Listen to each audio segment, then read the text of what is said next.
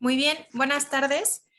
A nombre del Centro Neurológico del Centro Médico ABC, les damos la bienvenida a nuestro webinar, a nuestra sesión de este jueves, medidas generales para la prevención y tratamiento del deterioro cognitivo y el Alzheimer.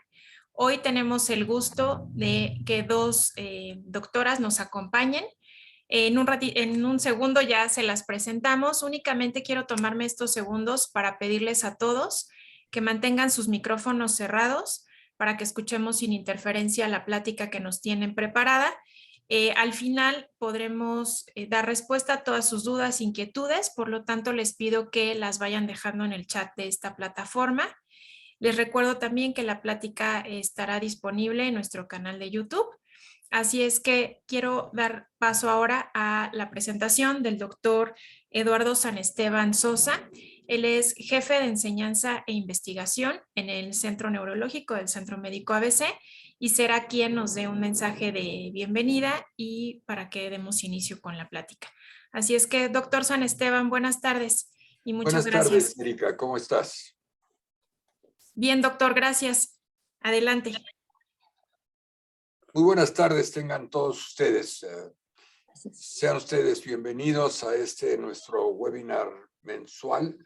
Y en esta ocasión vamos a abordar un tema de enorme interés en salud pública y de enorme interés para los que estudiamos las enfermedades del sistema nervioso y para todos aquellos que de una manera o de otra han leído muchísimo sobre estos problemas de deterioro cognitivo y la enfermedad de Alzheimer y todas esas cosas que conlleva el perder algunas habilidades habitualmente con la edad, y que es un tema que realmente interesa mucho a la sociedad. Lo tenemos muy presente en nuestros centros de estudio y de trabajo, y pensamos que sería una materia de gran interés para el público en general, por lo cual decidimos incluirlo dentro de nuestros webinars. Y para ello convocamos y les agradecemos enormemente a dos de nuestros especialistas en este aspecto.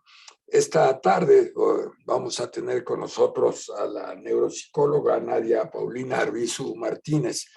La neuropsicóloga Arbizu Martínez realizó sus estudios de psicología en la Universidad Iberoamericana en México y luego en la Universidad Complutense de Madrid. Y ella tiene estudios de especialidad tanto en diagnóstico en niños como en adultos, y hizo un máster en neuropsicología en la Universidad Complutense también, y una formación práctica en la unidad de daño cerebral en el Hospital Meni en el País Vasco, en España. Después de eso vino a México y se incorporó a nuestro personal dentro del centro médico, siendo una de las profesionales o profesionistas que inauguraron nuestra organización hace ya casi 20 años, y desde entonces ha estado trabajando muy activamente con nosotros. Está realizando a su vez una maestría en ciencias médicas por parte de la Universidad de Anáhuac, y es indudablemente una especialista en el diagnóstico y en el aprovechar los recursos que hay para poderle beneficiar a todas esas personas que se quejan de que están perdiendo un poco sus habilidades. Y con ella está la doctora Diana Patricia Zabaleta.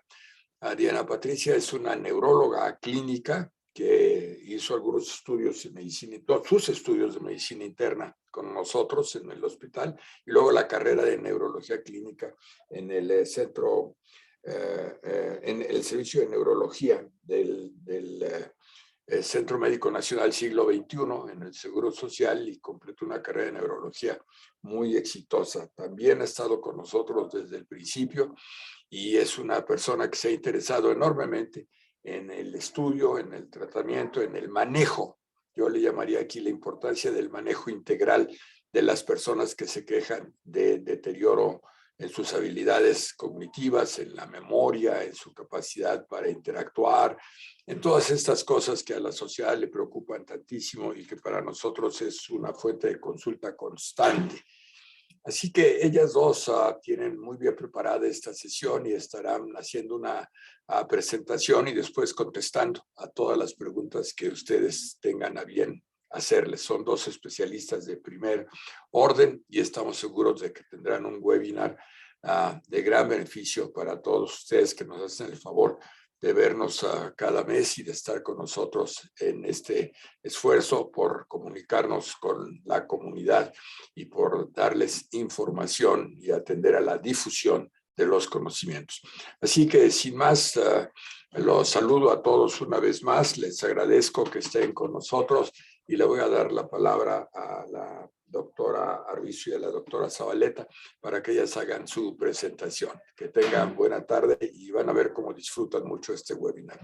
Adelante, por favor. Muchas gracias, doctor San Esteban. Muchas gracias, Erika. Buenas tardes a todos. Es un gusto enorme para mí, Nadia Arvizu, estar compartiendo esta plataforma con la doctora Diana Zabaleta. Vamos a hacer una presentación un tanto dinámica e interactiva, porque sabemos que ya puede ser que estemos un poco cansados. Vamos a estarnos turnando el micrófono la doctora Zabaleta y una servidora. Y como mencionaba el doctor San Esteban, al final con todo gusto contestaremos todas sus preguntas. Vamos a empezar. Denme un segundo.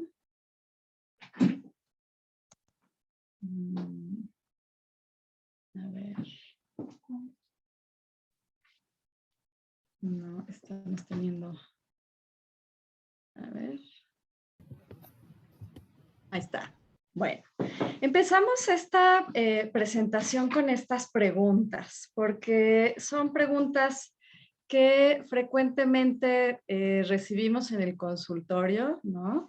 Las personas al escuchar la palabra Alzheimer, pues nos podemos sentir un tanto alarmados. Hemos oído acerca de la demencia. Entonces, nos parece importante que establecer como uno de nuestros objetivos aclarar estos conceptos, esperando que de esta plática se lleven pues no solamente un panorama más claro de la diferencia, saber si deterioro cognitivo es lo mismo que Alzheimer, si demencia es lo mismo que Alzheimer, etcétera, y sobre todo que se lleven herramientas de prevención, ideas para adoptar un estilo de vida más saludable que favorezca la prevención del deterioro cognitivo. Entonces, comentarles que en cuanto a funcionamiento cognitivo se refiere, consideramos un continuo en donde ustedes pueden ver cómo estamos desde este extremo en la izquierda, en donde hay una persona que es cognitivamente intacto, una persona que está envejeciendo sanamente, que no tiene mayores dificultades. Es verdad que con la edad perdemos un poco de funciones, puede ser que nos cueste más trabajo encontrar las palabras al hablar, nos tardemos un poco más en recordar cierta información y algunas otras dificultades, pero esencialmente funcionamos sin mayores dificultades, ¿no? Entonces, la primera idea que quisiéramos compartirles es que los trastornos cognitivos son considerados desde la perspectiva en neuropsicología usamos un manual, que es el Manual Estadístico y Diagnóstico de los Trastornos Mentales, el famoso DSM-5, y en este manual están incluidos los criterios diagnósticos, ¿no? Entonces, los trastornos neurocognitivos se caracterizan porque hay un declive o una disminución en el nivel de funcionamiento de las funciones mentales, al menos de una o más de una. Y cuando hablo de funciones mentales me refiero a procesos como la capacidad para poner atención, la memoria, el juicio, el razonamiento, la visopercepción, ¿no? Entonces, cuando hablamos de estos trastornos que se llaman neurocognitivos, de acuerdo a este manual, hacemos referencia a dos conceptos, el trastorno neurocognitivo menor y el mayor. ¿no? El menor tendría que ver con esto que en la diapositiva denominan defecto cognitivo leve. Hay una disminución, hay una preocupación por parte del paciente y de algún familiar o una tercera persona, puede ser el mismo clínico, pero la diferencia entre el trastorno neurocognitivo leve y el trastorno neurocognitivo mayor, que es al que corresponden las demencias, es que en el caso del trastorno neurocognitivo menor, no hay una interferencia con las actividades de la vida cotidiana, las actividades que pueden ser desde actividades básicas, ¿no? Como vestirse, alimentarse, deambular, y las actividades complejas que tienen que ver con actividades de un orden más superior, realizar cálculos, tomar decisiones, etcétera, ¿no? Entonces, como les mencionaba, en el caso del trastorno neurocognitivo mayor, que también se denomina demencia, hay esta preocupación, pero el deterioro, a diferencia del trastorno neurocognitivo menor, es mayor, ¿no? Es un deterioro sustancial y sí es de 2 o más funciones cognitivas que interfieren con la vida del paciente, con la vida, con actividades de la vida diaria, ¿no? Y bueno, dentro de este trastorno neurocognitivo mayor hay niveles, ¿no? Leve, moderado y severo. Conforme va progresando la enfermedad, obviamente vamos perdiendo más funciones y el grado de dependencia y la pérdida de autonomía pues también se van complicando. Bueno. Entonces, como les mencionaba, la demencia, también llamada trastorno neurocognitivo mayor, puede incluir no solamente esta pérdida de funciones cognitivas, también hay afectaciones a nivel conductual y psicológico. Es debida a cambios biológicos en el cerebro, que ya les explicará la doctora Zabaleta. Y decirles que en esta ocasión nos vamos a centrar en la demencia o trastorno neurocognitivo mayor asociado a Alzheimer, porque como verán en esta diapositiva, se calcula que de un 60 a un 80% de los casos de demencia se deben a la enfermedad de Alzheimer. Entonces, por eso es tan importante hablar de ella. En segundo lugar estaría la demencia de origen vascular. Bueno, buenas tardes, soy la doctora Diana. Gracias por su atención. Bueno, ahora vamos a hablar de lo que es la enfermedad de Alzheimer. El doctor Alzheimer lo describió en 1906. ¿Y por qué queremos hablar de demencia? Porque, bueno, existen muchas causas de demencia. Algunas son reversibles, pero desgraciadamente algunas no. Y hasta el momento no hemos encontrado un tratamiento en el caso de la enfermedad de Alzheimer. Es una enfermedad neurológica degenerativa y que va a afectar de manera predominante, pero no exclusiva, a las personas de edad avanzada. ¿Cuáles son los síntomas que vamos a tener en estos pacientes? Como bien lo dijo la doctora Nadia, hay alteraciones en la memoria reciente. El paciente de repente olvida cómo se llaman las personas, olvida dónde dejan las cosas, se pierde, a lo mejor de pronto deja el fogón prendido, o bien deja las llaves de la casa en la puerta. Y asociado a todo esto, el paciente también puede tener pues, un cambio en la personalidad, un cambio en la conducta, no puede expresarse adecuadamente, y esto va desde síntomas leves hasta una manera progresiva. Eso se correlaciona con cambios tanto anatómicos como funcionales en el cerebro. Entonces, ¿qué es lo que se descubrió? Esto no quiere ser una plática científica, sino simplemente decirles que hay como un acúmulo de proteínas anormales. Y esas proteínas anormales han recibido un nombre como marañas neurofibrilares, placas neuríticas. Entonces, se acumulan estas placas y van avanzando junto con los síntomas que presenta el paciente. Al final, pues hay una degeneración neuronal y eso se correlaciona con la severidad en el curso de la enfermedad de Alzheimer. Ahora, puede haber también cierta predisposición genética. Ahí, en ese caso, pues el Alzheimer no se presenta después de los 65 como es habitualmente, sino que se presenta en personas de 50 años, de 40 años. Va a ser difícil el diagnóstico, pero bueno, si hay un antecedente familiar, eso efectivamente ayuda a poder también pensar en esta posibilidad, sobre todo si hay un familiar, padre con enfermedad de Alzheimer, más de un hermano con enfermedad de Alzheimer. Entonces eso nos puede orientar a esta posibilidad. Y hay algunos genes que se han relacionado con el APOE4, la presenilina 1, la presenilina 2, pero bueno, en general estos estudios genéticos pues no se recomiendan a menos que haya estos antecedentes familiares. Bien.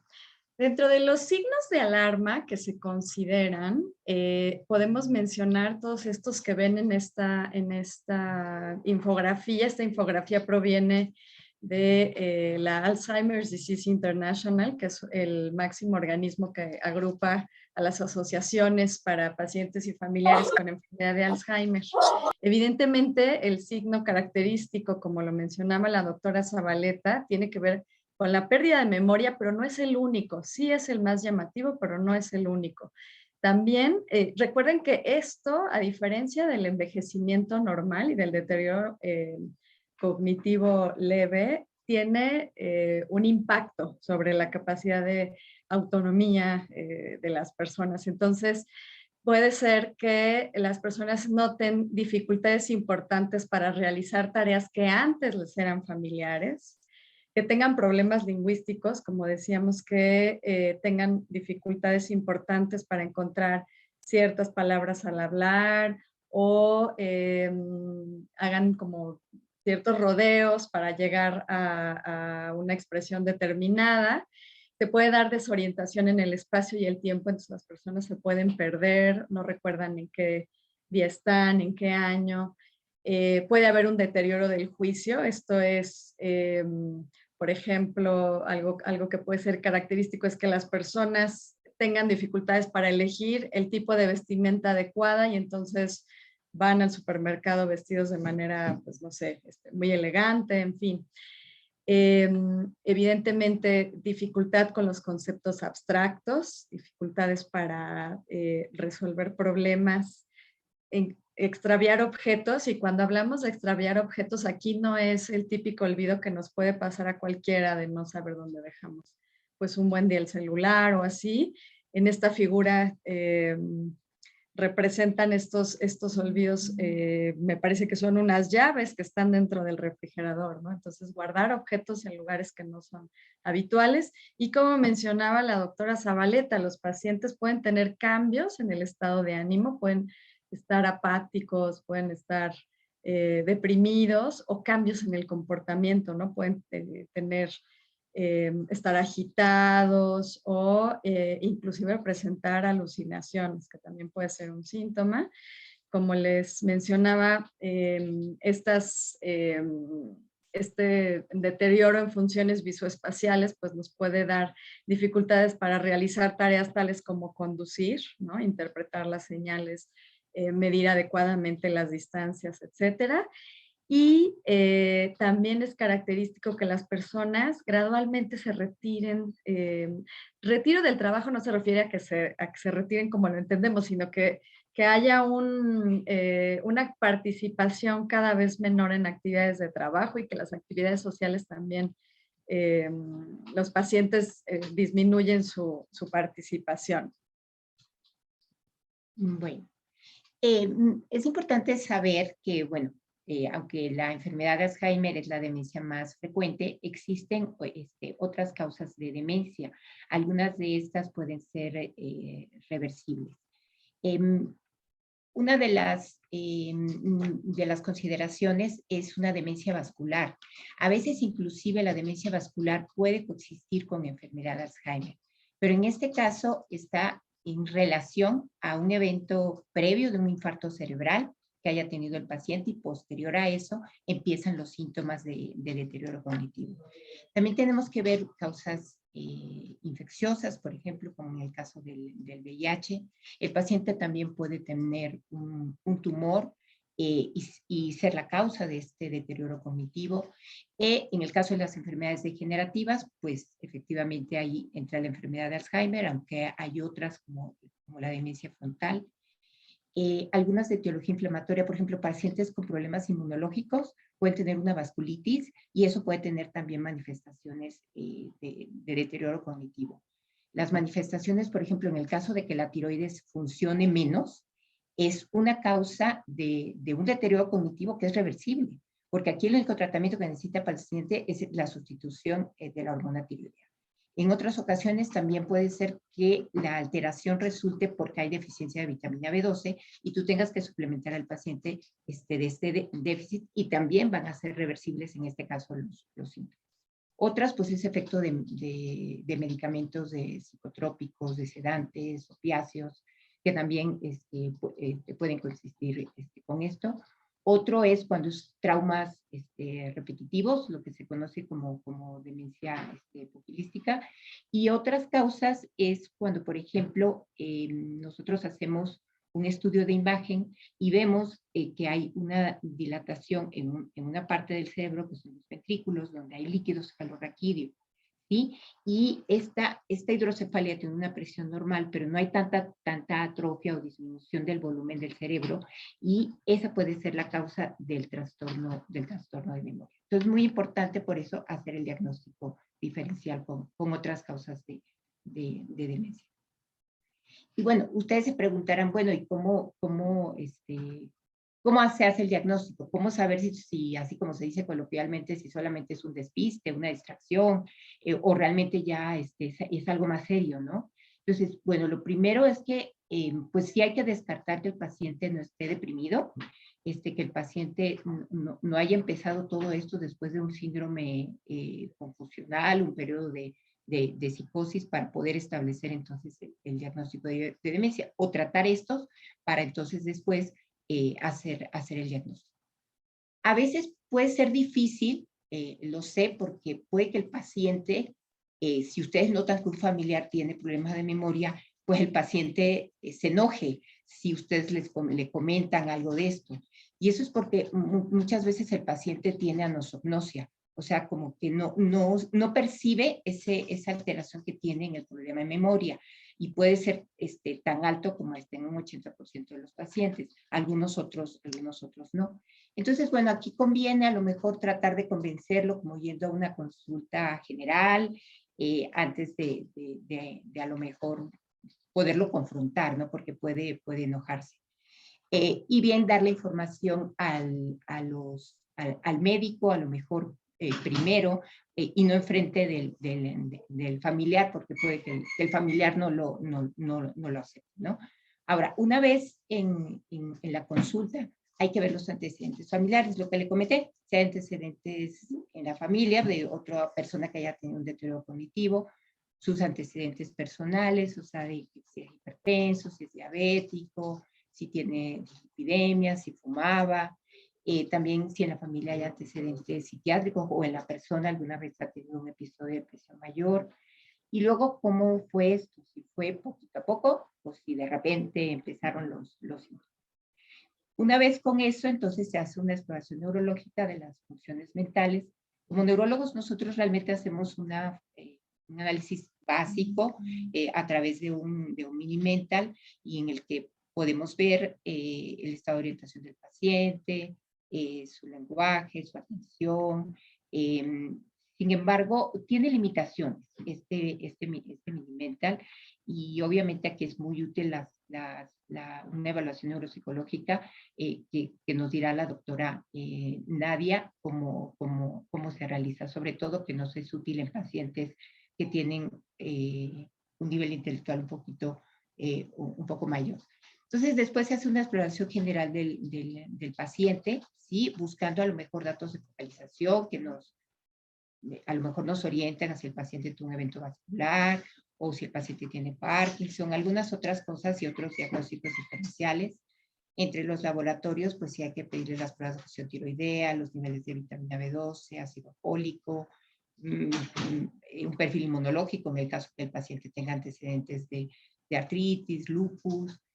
Y posteriormente, pues un estudio de imagen, que eso también nos va a ayudar a diferenciar con una tomografía de cráneo simple si el paciente tuvo un evento previo, si el paciente tiene una lesión neoplásica, si el paciente tiene lo que les comenté de hidrocefalia normotensa. Estos son los estudios básicos, aunado a la exploración física que hacemos en los pacientes. Actualmente hay otros estudios, PET de amiloide, PET de tau, biomarcadores de líquidos cefalorraquídeos, que no es de que se recomienden de manera rutinaria, y creo que con estos estudios, obviamente podemos hacer estudios complementarios como de resonancia magnética, con función lumbar en caso de sospechar otras situaciones, pero con estos estudios básicos podríamos hacer el diagnóstico. Sin embargo, recordemos realmente que para hacer el diagnóstico definitivo de esta enfermedad, pues es en la biopsia como tal, ¿no? Pero con estas medidas nos puede orientar y diagnosticar la enfermedad. Muy bien. En cuanto a la valoración neuropsicológica, bueno, pues evidentemente lo que queremos es, como mencionaba la doctora Zabaleta, caracterizar cuál es este perfil de funciones mentales. Entonces, normalmente solemos hacer una primera entrevista. Yo procuro sí involucrar a la familia, alguna persona cercana al paciente, porque como les mencionaba previamente, los criterios diagnósticos de este manual diagnóstico y estadístico del DSM-5 nos hacen referencia a que debe de haber preocupación, si no del paciente, porque como mencionaba la doctora, puede ser que una buena cantidad de personas que tengan demencia o trastorno neurocognitivo mayor por enfermedad de Alzheimer no sean conscientes de ellos. Entonces, en ocasiones, el informante más fiel puede ser el familiar. Entonces, la participación de la familia es fundamental desde esta etapa que es la etapa diagnóstica.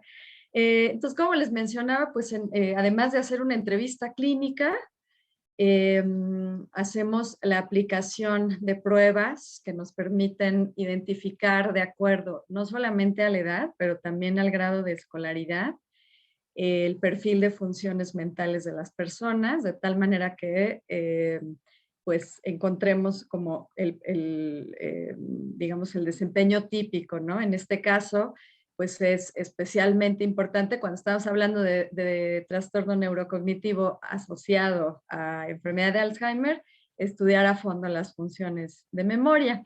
Además de contribuir al diagnóstico, es importante mencionarles que este estudio nos permite identificar el grado de afectación y el nivel de progresión, y eso pues es muy importante de cara al manejo del paciente y en cuanto a identificar qué medidas de apoyo debemos de brindar al paciente y a su familia. Muy bien. ¿Y cuáles son los factores de riesgo? ¿No? Hay factores de riesgo que son no modificables y otros potencialmente modificables, lo cual es una buena noticia. Pues los buenos notificables, pues es la edad. Conforme aumenta en la edad, pues tanto la prevalencia como la incidencia de esta enfermedad es mayor.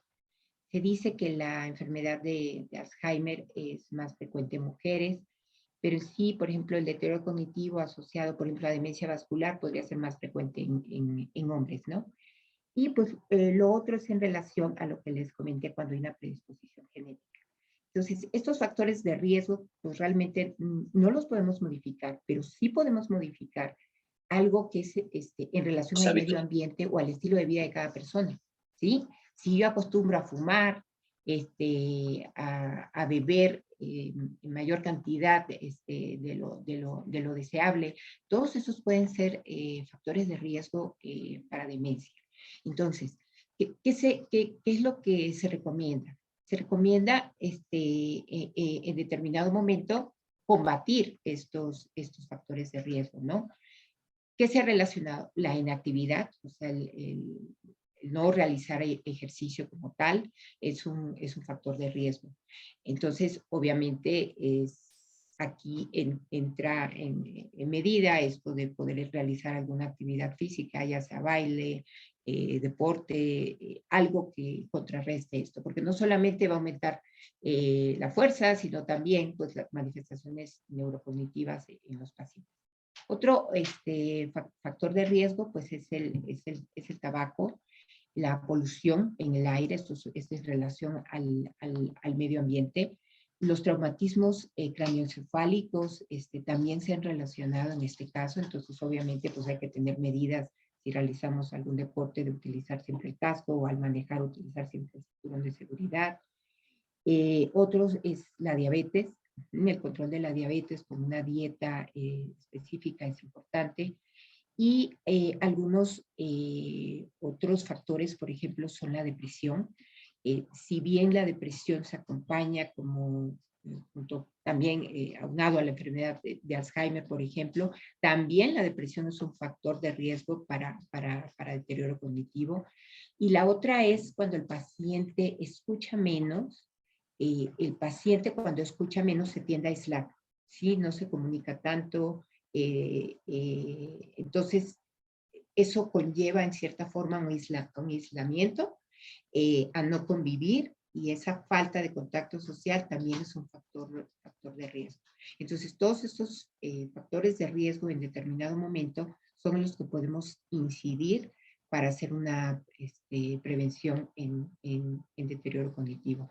Que si bien algunos, como por ejemplo la dislipidemia, el disminuir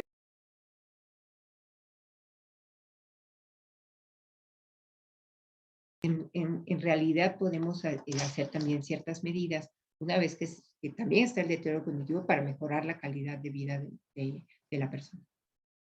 Y algo que me gustaría mencionar para sumar a lo que comentó la doctora Zabaleta es que estos diferentes factores de riesgo interactúan. No quiere decir que si tengo obesidad, por lo tanto, voy a tener enfermedad de Alzheimer y deterioro cognitivo, ¿no? Cada factor de riesgo tiene un peso diferente y preguntamos acerca de todos ellos en la entrevista clínica porque justo pues es la oportunidad que tenemos de poder incidir, como mencionaba la doctora, y disminuir el riesgo de desarrollar deterioro cognitivo, o si lo tenemos, pues hacer cambios para que este deterioro no sea tan veloz, por decirlo de algún modo. Entonces, ante la pregunta, denme un segundo, a ver, no puedo cambiar. Ahí, ya está.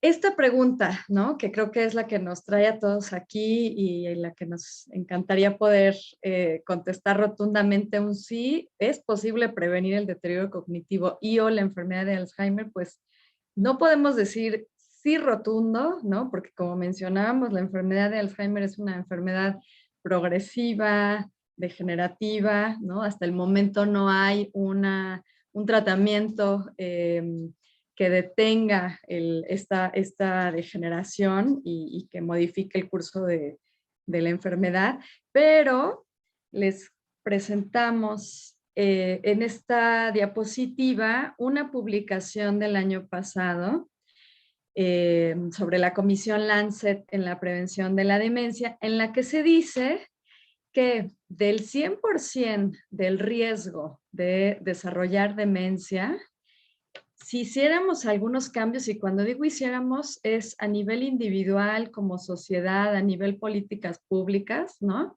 Si se hicieran ajustes, por ejemplo, en el caso del nivel educativo, porque el bajo nivel educativo es un factor de riesgo, pero si se tomaran medidas al respecto, se atribuiría una reducción de riesgo del 7%, ¿no? Entonces, no sé si se alcance a ver, pero aquí en la parte de abajo de este diagrama se dice que del 100% que les mencionaba, un 40% es potencialmente modificable. Un 40% no es nada despreciable, ¿no?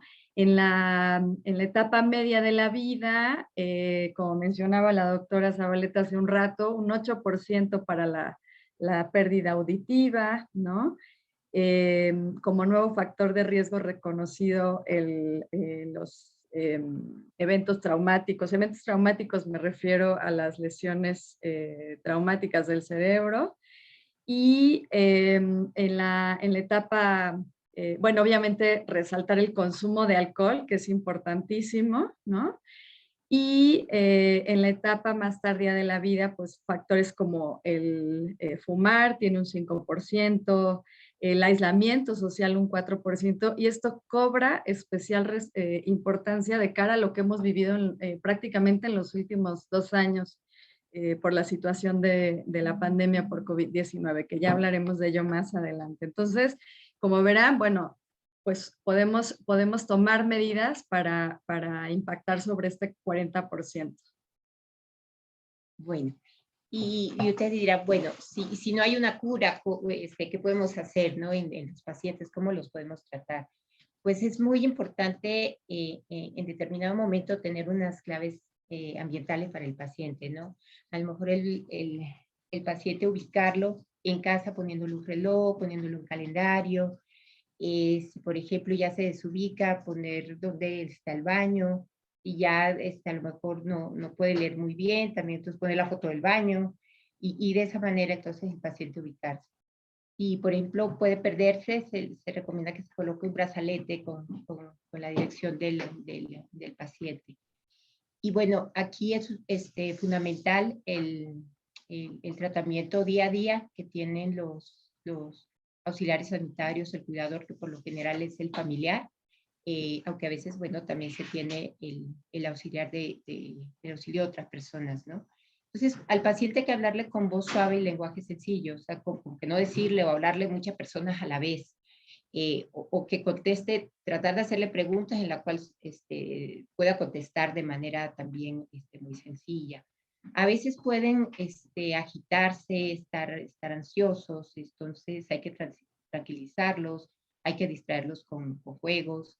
Se ha visto que la musicoterapia juega un papel muy importante precisamente en tranquilizar a los pacientes, o sea, buscar en cada persona la música que le gustaba, y de esa manera, pues a lo mejor con él establecer una especie de terapia. Ahora bien, muchas veces el paciente puede estar agitado porque tiene dolor o porque tiene una infección. Entonces, en esos casos también pues hay que analizar si el paciente requiere de un analgésico, si requiere de un antibiótico para, en el caso de que se detecte como tal una infección. Y bueno, otra de las cosas importantes es que debe tener una dieta adecuada, controlar su peso, si puede hacer ejercicio, como involucrarlo en una actividad de ejercicio, ya cuando no puedan hacerlo como tal, pues que también tengan terapia de rehabilitación física.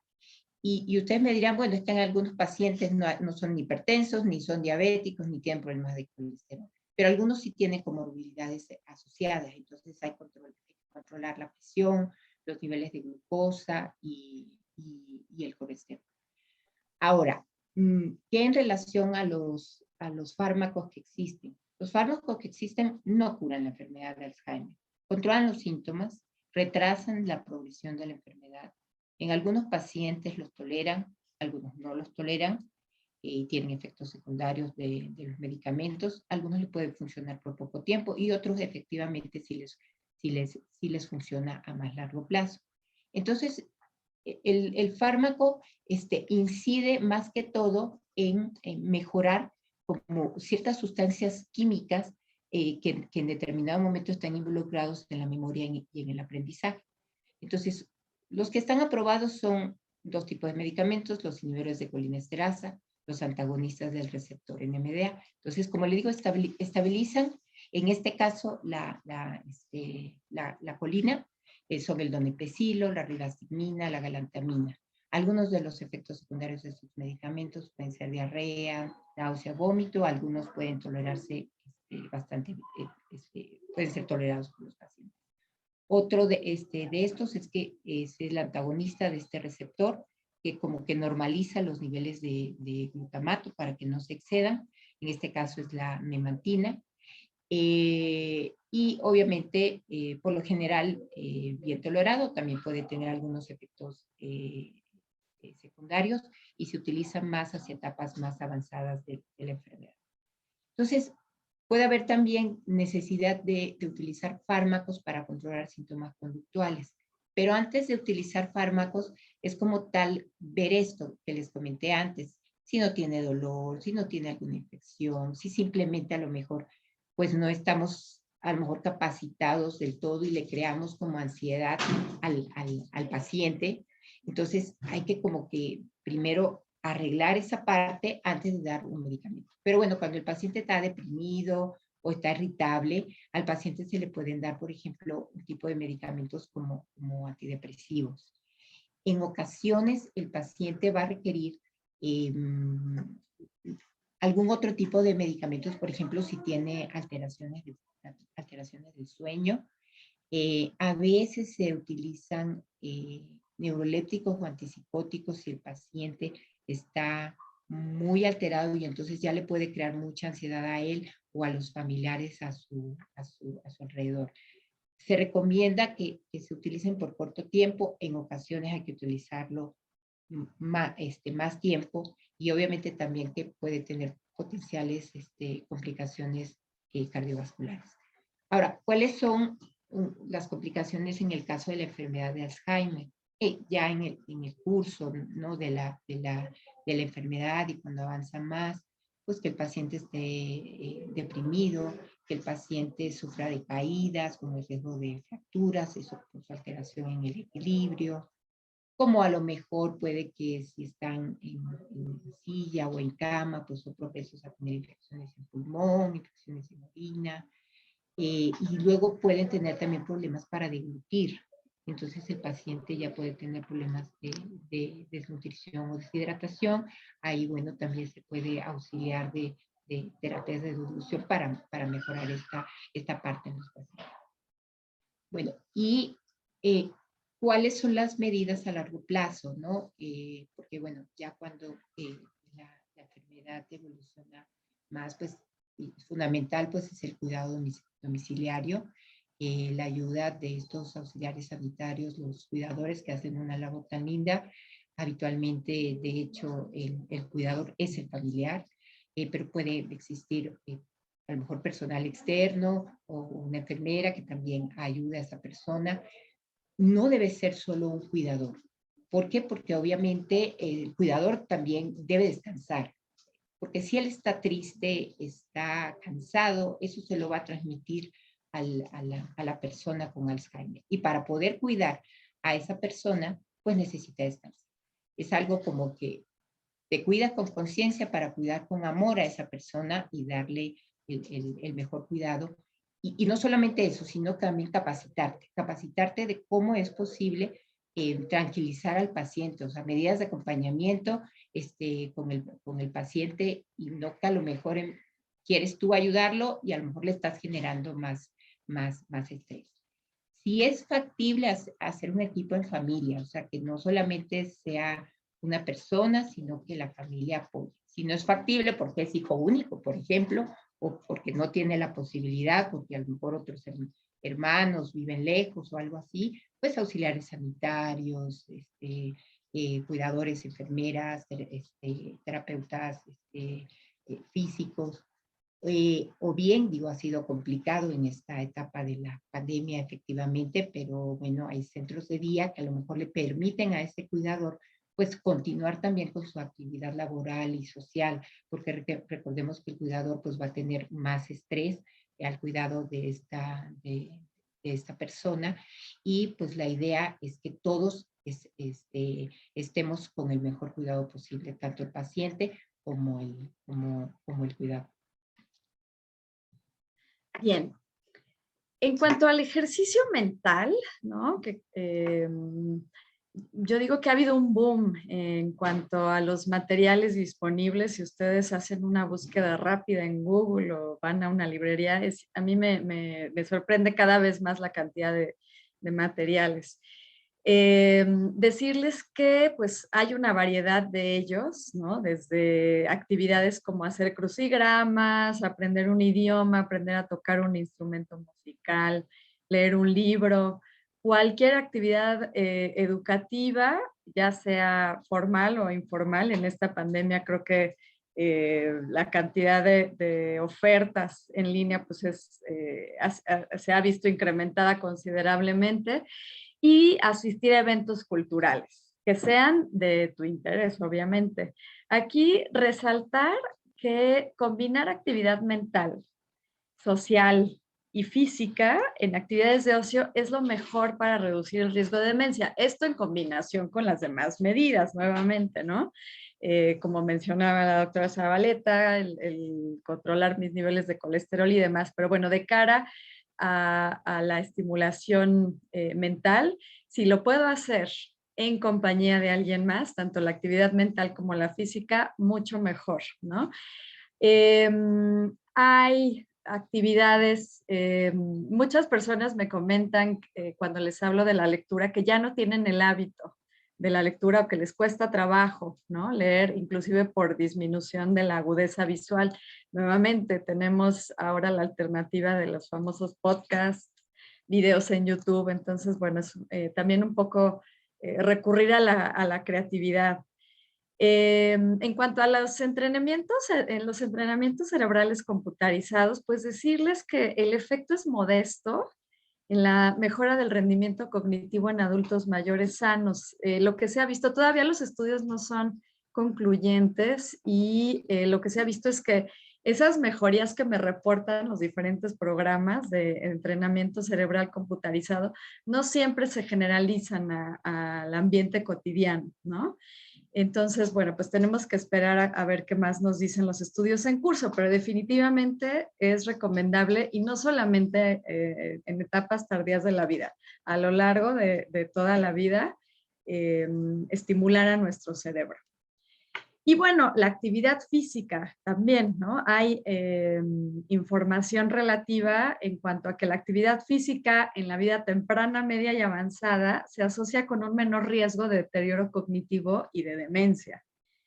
Las personas que hacen ejercicio tienen una pérdida más lenta de tejido cerebral a medida que envejecen. Se suele conferir el mayor beneficio al ejercicio regular de tipo aeróbico para retrasar el deterioro cognitivo y enlentecer la atrofia cerebral.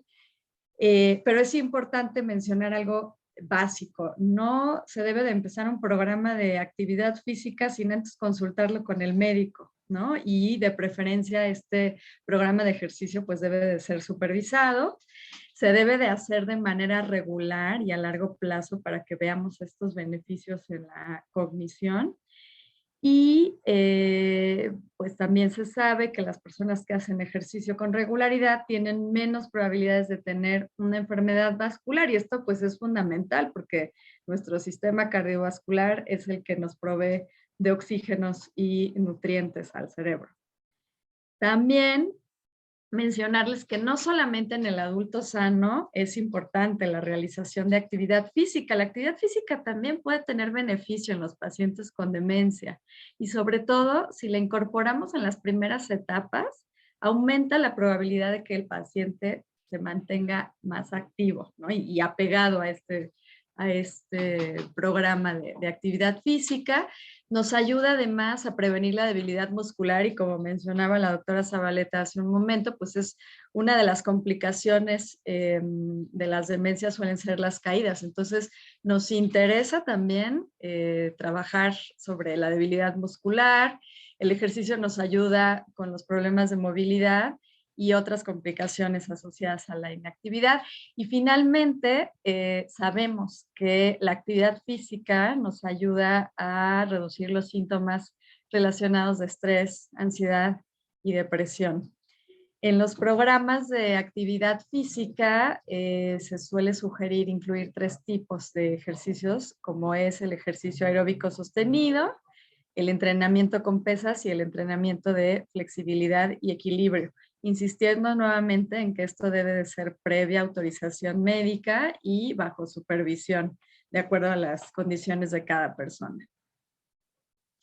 La dieta mediterránea es otro de los elementos que se suele asociar y que, como mencionamos en esta diapositiva, ha demostrado que las personas que siguen de cerca una dieta tienen una dieta mediterránea tienen menos probabilidades de tener enfermedad de Alzheimer que las que no la tienen, ¿no? Esta dieta, pues sabemos que es rica en frutas, verduras, aceite de oliva, legumbres, cereales integrales y pescado. Las investigaciones nos dicen que puedes reducir el riesgo de que el deterioro cognitivo leve progrese a la enfermedad de Alzheimer, porque hay que mencionar que de un 10 a un 15% de las personas que son diagnosticadas con deterioro cognitivo leve o trastorno neurocognitivo menor podrían progresar a una demencia, y también contribuye a retardar la progresión de la enfermedad de Alzheimer. Aquí, con todo propósito, incluí la imagen de unos nopales, porque desde luego que la dieta mediterránea es muy buena, pero tenemos que considerar pues toda la variedad de legumbres, verduras, frutas, la riqueza de alimentos que tenemos en México. Entonces, pues podríamos decir que de alguna manera es una dieta mediterránea mexicanizada, ¿no? Muy importante la hidratación, obviamente, y limitar el consumo de bebidas alcohólicas. Y bueno, en relación a los suplementos vitamínicos, solamente en el caso que el deterioro cognitivo sea secundario a deficiencia de vitamina B12, puede haber una reversibilidad en este proceso. Pero se ha visto que, por ejemplo, en pacientes con enfermedad de Alzheimer, la sustitución de folatos o niveles o vitamina B12 no han sido consistentes para ver que haya una disminución en el proceso de deterioro en los pacientes. Y lo mismo sucede en el caso de la vitamina D. No está claro que si la deficiencia de vitamina D estuviera relacionada con la cognición. Entonces, realmente el suplemento, la disminución se ha relacionado con depresión, pero realmente el sustituirla como tal, no hay estudios que concluyan que puede retrasar la progresión de enfermedad de Alzheimer.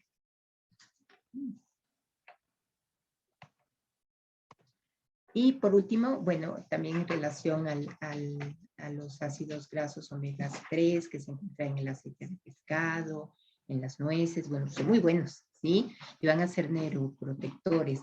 Sin embargo, los estudios que se han realizado para condición en pacientes con Alzheimer, aparentemente no hay una mejoría, o sea, no son concluyentes y se requieren estudios a gran escala. Ahora, ¿qué ha pasado en relación al COVID y demencia o deterioro cognitivo? Como lo comentó ya la doctora, el aislamiento social, el confinamiento, ha deteriorado como tal, o es un factor que puede incrementar los síntomas. Efectivamente, eso lo vimos en el COVID.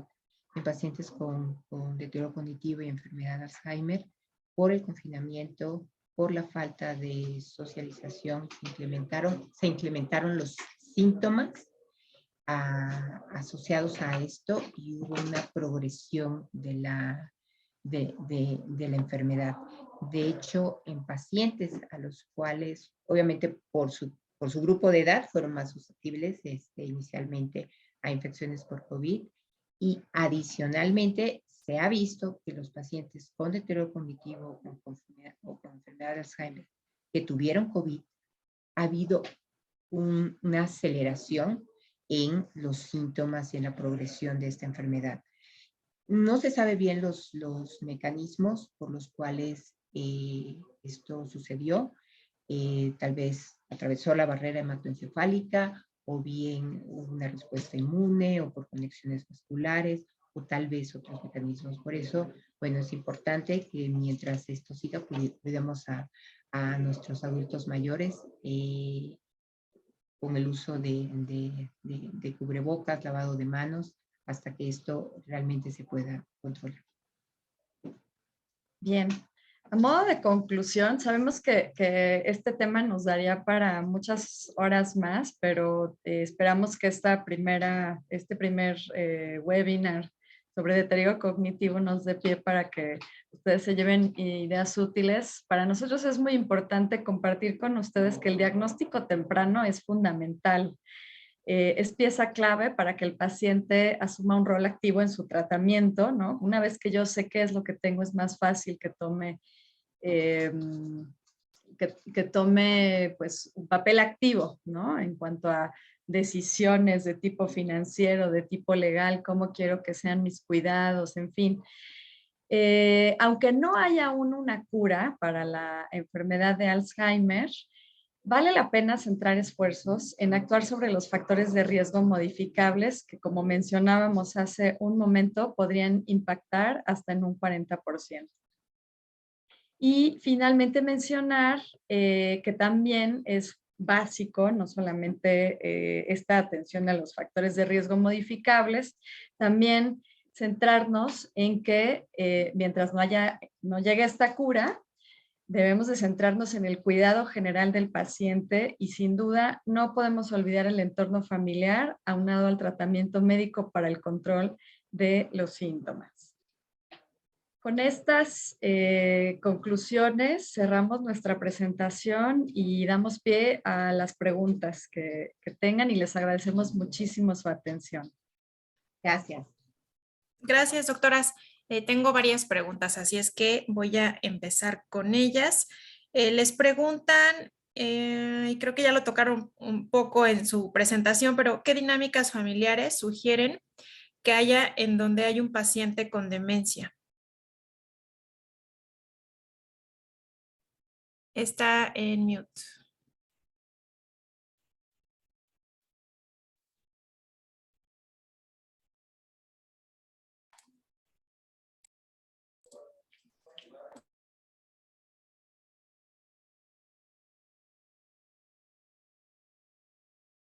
Micrófono apagado.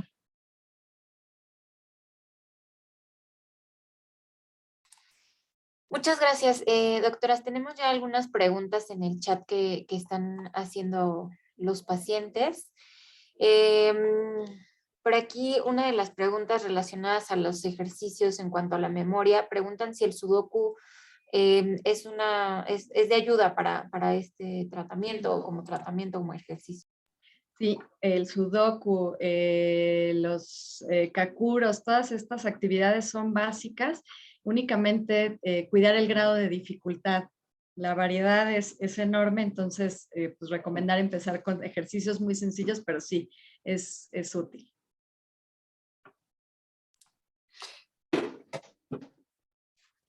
Bien, también nos preguntan si el tai chi y kung fu son buenos también para el ejercicio, para pacientes con estos trastornos.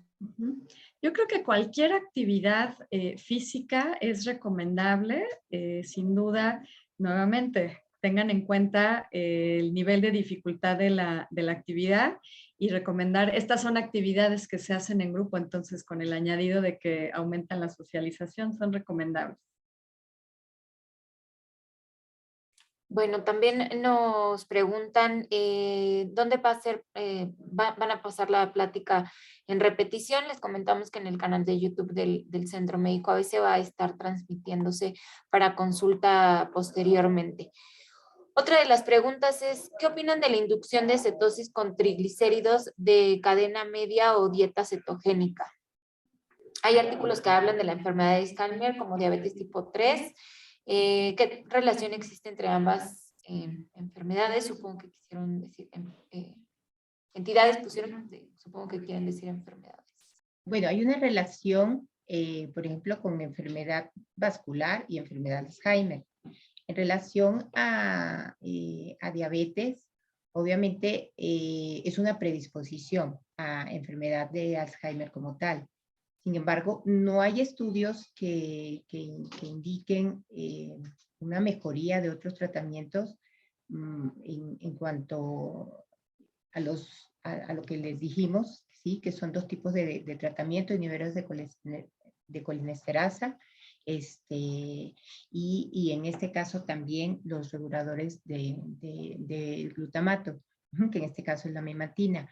Hay otro tratamiento que se aprobó de emergencia, pero eso con la idea de que posteriormente se hagan más estudios para saber en qué tipo de pacientes se puede utilizar, que son anticuerpos monoclonales. Y esto tendría que incidir más, es como que la respuesta inmune en los pacientes. Pero realmente hay muchos estudios en vías, ¿no? Y que se están realizando, pero realmente ninguno de ellos ha dado una pauta hasta el momento de que sirvan. Y por eso no se han aprobado. Y generalmente como que se requieren muchos años para efectivamente tener una respuesta óptima.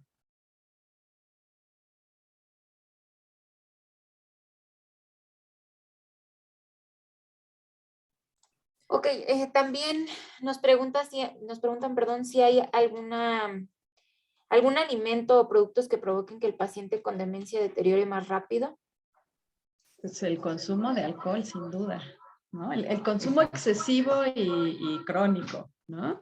Hay toda esta, el vino tinto, como ustedes saben, forma parte de la dieta mediterránea. Sin embargo, no es una medida que recomendemos, porque además hay que recordar que el consumo de alcohol, el consumo crónico y o excesivo, es un factor de riesgo para desarrollar muchas otras enfermedades. Entonces yo pondría la mira en limitar el consumo de alcohol y obviamente el consumo de tabaco. No sé si hay alguna otra.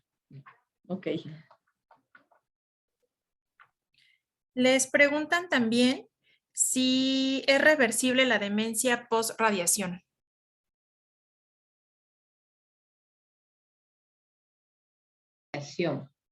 Bueno, efectivamente, pudiera ser que el paciente tenga cambios asociados a la radiación, no solamente en funciones mentales, sino también en movilidad. Y probablemente tampoco sea reversible. Las reversibles se han visto que son por deficiencia de vitamina B12, por niveles de tiroides baja en estos casos, si es una demencia reversible, pero asociado como tal a radioterapia, lo que ves generalmente es que el paciente va evolucionando porque hay una secuela post-radiación. Entonces va evolucionando en su síntomas. Sin embargo, yo quisiera sumar a lo que menciona la doctora Zabaleta en el sentido de que aun cuando no hay evidencia de que puede ser reversible, es importante que los pacientes se acerquen con los especialistas porque se les pueden ofrecer medidas. En el caso de a lo mejor no podemos rehabilitar completamente una función, pero podemos encontrar medidas para sustituirla o para compensarla. Entonces, hay un manejo que se puede hacer aún en esos casos para sobrellevar este deterioro cognitivo post-radiación. Gracias. Les preguntan también si tengo familiares con demencia, ¿qué tan probable es que la herede? Sí, generalmente se dobla el riesgo cuando hay un familiar, el padre o la madre con demencia, o si tienes más de un hermano con enfermedad de Alzheimer. Entonces las probabilidades se duplican en la persona. Ahora, como mencionaba hace rato la doctora Zabaleta, es súper importante consultar esta parte de riesgo genético con el médico, con el neurólogo, antes de lanzarse a hacer estudios que además son muy caros, ¿no? Entonces, y lo debe de hacer un genetista que conozca de estos padecimientos. Entonces, lo mejor es comentarlo con el médico de cabecera, con el neurólogo. Ok. Les preguntan también, ¿qué dinámicas familiares sugieren que haya en donde hay un paciente con demencia? ¿Qué impacto puede tener el cuidador primario? En cuanto a la convivencia con los pacientes, la sugerencia es reducir la cantidad de estímulos, ¿no? Por ejemplo, una medida muy sencilla es evitar hablarle todos al mismo tiempo, ¿no? Acortar las actividades. A lo mejor ya no tiene la capacidad de permanecer 3 horas en una reunión, pero puede ir por un ratito, ¿no? Tratar de que los ambientes no cambien demasiado, porque eso también puede contrariar a los pacientes. Y en cuanto a los cuidadores, yo lo que recomendaría es, como mencionaba la doctora Zabaleta en su momento, se necesita una red de apoyo, ¿no? En ocasiones no puede ser a través de la familia, pero puede ser a través de los amigos, puede ser a través de las asociaciones y obviamente el estarse formando, acudir a seminarios, a charlas como esta, pues es es fundamental. Como familiar también reconocer el momento en que uno se siente cansado es necesario para poder cuidarme, para poder cuidar de los demás. Sí, justo preguntan acá, ¿qué apoyo puede tener el cuidador con burnout? Uh-huh. En muchas ocasiones requiere apoyo especializado. De hecho, conforme la enfermedad progresa, muchas veces nuestra labor se traslada hacia la familia, ¿no? O sea, se sigue obviamente el cuidado del paciente hasta el final de la vida, pero sí, se requiere psicoeducación, se requiere orientación y puede llegar el caso en que la familia, el familiar, el cuidador, sobre todo el cuidador primario, desarrolle burnout y necesite algún tipo de atención, puede ser a nivel, no solamente en cuanto a tomarse un respiro y que alguien lo releve, cuidar su patrón de sueño, alimentación, etcétera, pero también puede llegar a requerir apoyo psicológico y en algunas ocasiones el uso de un medicamento. Comentan acá, como familiar y cuidador que he vivido el deterioro de mi paciente, ¿qué más viene? He estado frente a cambios de humor súbitos, alucinaciones, depresión, tristeza, irritabilidad. ¿Qué puedo hacer? Es triste ver hacia la persona que amas.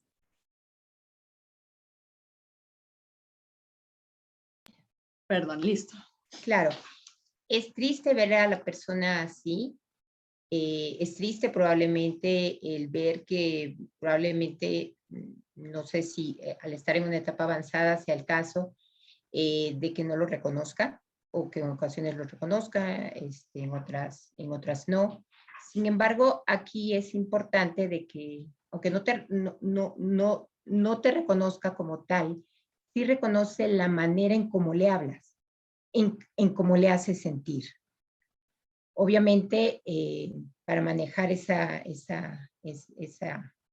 cambios de humor también en el paciente, es importante, como les dije, que el cuidador no le genere ansiedad, como mencionó la doctora también, que se limiten los estímulos como tal, tratar infecciones, porque eso puede causar cambios de humor.